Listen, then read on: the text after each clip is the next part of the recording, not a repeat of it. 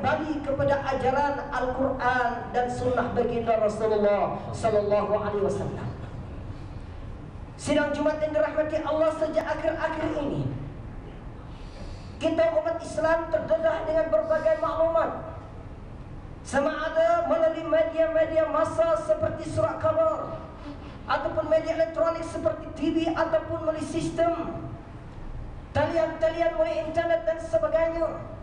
Sama ada maklumat-maklumat ini menurut etika Islam ataupun syubhah, kita dipaparkan dengan kepincangan demi kepincangan, provokasi demi provokasi di kalangan musuh-musuh Islam. Yang terkini adalah penyebaran melalui internet, YouTube, penghinaan ke atas kekasih Allah baginda Rasulullah Sallallahu Alaihi Wasallam.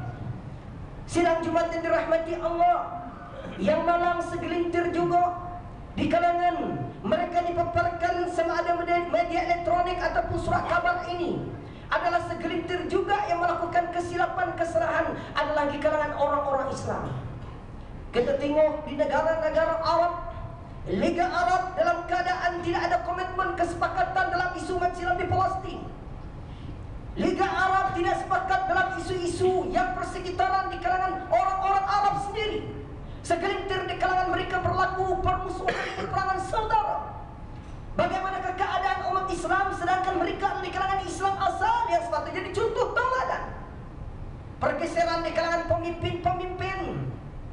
Oleh sebab itu negara mereka dalam keadaan tidak aman dan diambil kesempatan oleh musuh-musuh Islam yang didelangi oleh Amerika dan Yahudi antarabangsa, meresap oleh sistem yang mereka tidak sedari, konon-konon untuk melakukan perdamaian kepada negara-negara umat Islam. Syukur alhamdulillah negara kita tidak dilanda dengan perkara-perkara yang sebegini. Mungkin berkat doa para alim ulama.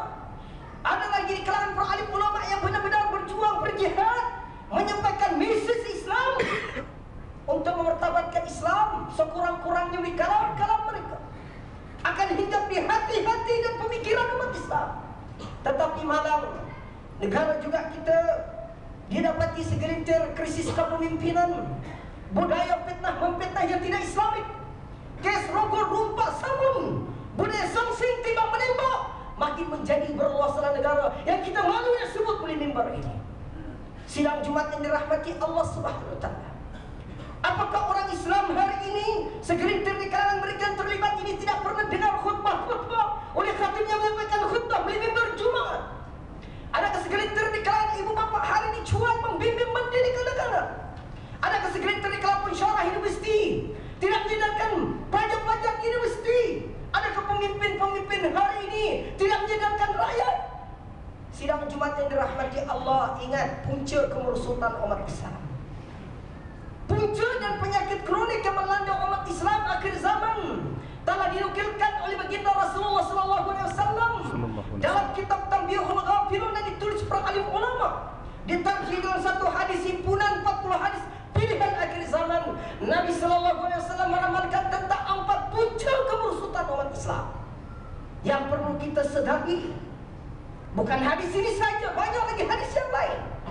Nabi Sallallahu Alaihi Wasallam bersabda, An Ali bin Abi Thalib radhiyallahu anhu annahu qala Rasulullah sallallahu alaihi wasallam ayatiya 'ala an-nasi zamanun aw fi hadis akhar ayatiya 'ala al-ummati zamanun la yabqa min al-islam illa ismuhu wa la min al-qur'ani illa rasmuhu masajiduhum 'amilatun wa yaqrabu min al-huda ulama'uhum syarrun tahta min adibis sama min indihim taqrajul fitan wa fihim ta'un aw kama qala Rasulullah sallallahu alaihi wasallam rawahu al-Imam Baihaqi.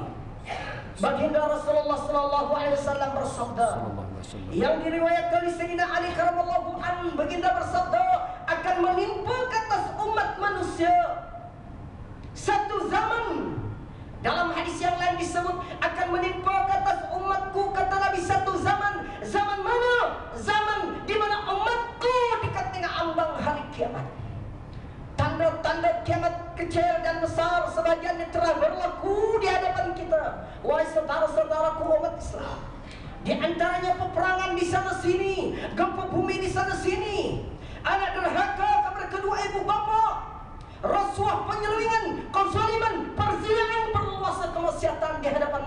Islam, tanda-tanda kiamat. Nabi lamarkan 4 perkara punca kemerosotan umat Islam.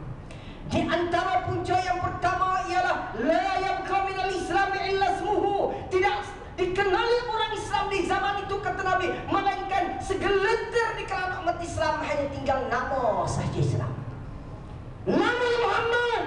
Tetapi Muhammad itu juga yang rasuah menyeleweng sama dengan nama Nabi sallallahu alaihi wasallam. Jati diri, akhlak tidak jadikan contoh tauladan. Nabi tidak jadikan contoh tauladan. Bagaimana orang bukan Islam tertarik dengan Islam sekiranya orang Islam sendiri para Yahudi? Tepuk dada tanya iman kita masing-masing. Yang kedua, kata Nabi sallallahu alaihi wasallam, wala minal Qur'ani illa rasmuhu. Tidak ada yang indah pada Al-Quran itu melainkan tulisan-tulisan yang tertera dalam mushaf. Pemimpin-pemimpin di negara-negara umat Islam yang menjadi orang Islam, yang menjadi pemimpin di parlemen di negara-negara umat Islam, sama ada mereka dilantik oleh sistem demokrasi ataupun tidak, sama ada mereka dilantik oleh sistem pilihan raya ataupun tidak, segelintir di kalangan pemimpin tidak menjadikan Al-Quran dan sunnah sebagai rujukan dalam sistem pentadbiran, dan jauh sekali yang bertabatkan Al-Quran. Al-Quran dibuka hanya setahun sekali. Berebut nak ambil pahala di bulan Ramadan. Itu pun segelintir umat Islam tidak faham. Kalau faham, dia terima hukum hudud. Tulah hukum hudud bermakna tidak faham. Oleh sebab itu kena berguru dan kena duduk atas kirah alim ulama, kena talaki betul-betul, kena amal dan kena hayati. Jangan sampai Al-Quran bertemu di rumah-rumah Allah, di rumah kita, tetapi tidak ditadabbur, tidak dibaca, tidak diteliti, tidak dihayati. Jangan sampai kita memaksa orang yang bukan Islam menerima tentang hukum hudud ataupun apa saja yang ada dalam Islam. Pada masa yang sama sayang segelintir orang Islam tidak beramal dengan apa yang ada dalam Al-Quran dan Sunnah Rasulullah SAW. Yang ketiga, kata Nabi, masajiduhum amiratun wa hiya karabun minal huda. Masjid tersergam indah, sayang lengang pada jemaah sunyi daripada petunjuk. Ada jemaah pun bergaduh, nampak satu sok, tapi hati penuh dengan sifat mazmumah, dendam, iri hati, budaya fitnah memfitnah dan sebagainya. Sidang Jumat yang dirahmati Allah, jangan menjadikan diri kita sebagai seorang Islam yang disebut oleh Imam Ghazali rahmatullah alaih dalam kitab Ihya Ulumuddin. Dia Islam tapi Islam munafik, nauzubillah. Dia Islam tapi Islam fasik kok. Dia Islam tapi Islam ma'asi, bergelombang dengan maksiat. Yang keempat, lamaran Nabi sallallahu alaihi wasallam. Nabi menyatakan ulama'uhum syarrun tahta min alimi sama min indihim takhrajul fitan wa fihim ta'ud, atau kama qala Rasulullah sallallahu alaihi wasallam.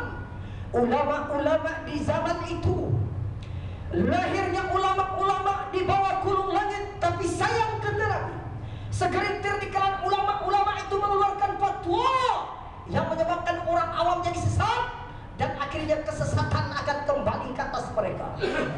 Al-Imam Ghazali mengingatkan kita, Al-Imam Ghazali rahmatullah alaih mengingatkan kita tentang ulama. Al-ulama qisman, ulama terdiri daripada 2 kelompok. Ulama su, ulama jahat yang ada kepentingan pangkat, derajat, sanjungan dunia yang sementara, dan ulama akhirat, guru mursyid yang membimbing kita yang tidak ada kepentingan pangkat, derajat. Jika Allah memberikan dia pangkat, derajat dan sebagai kemewahan dunia, makin tinggi takwa, makin tawadu. Sidang Jumat yang dirahmati Allah, ini adalah di antara peringatan baginda Rasulullah sallallahu alaihi wasallam tentang punca kemerosotan umat Islam. Insyaallah kita akan ambil khulasah yang kedua dalam khutbah yang kedua insyaallah. Bismillahirrahmanirrahim. Qul huwallahu ahad, Allahus samad, lam yalid wa lam yulad wa lam yakul lahu kufuwan ahad. Barakallahu wa lakum fil Qur'anil azim wa nafa'ani wa iyyakum bima fihi minal ayati wa zikril hakim. وتقول مني ومنكم تلاوته إنه هو السميع العليم. أقول قولي هذا واستغفر الله العظيم لي ولكم ولسائر المسلمين والمسلمات والمؤمنين والمؤمنات إنه هو الغفور الرحيم.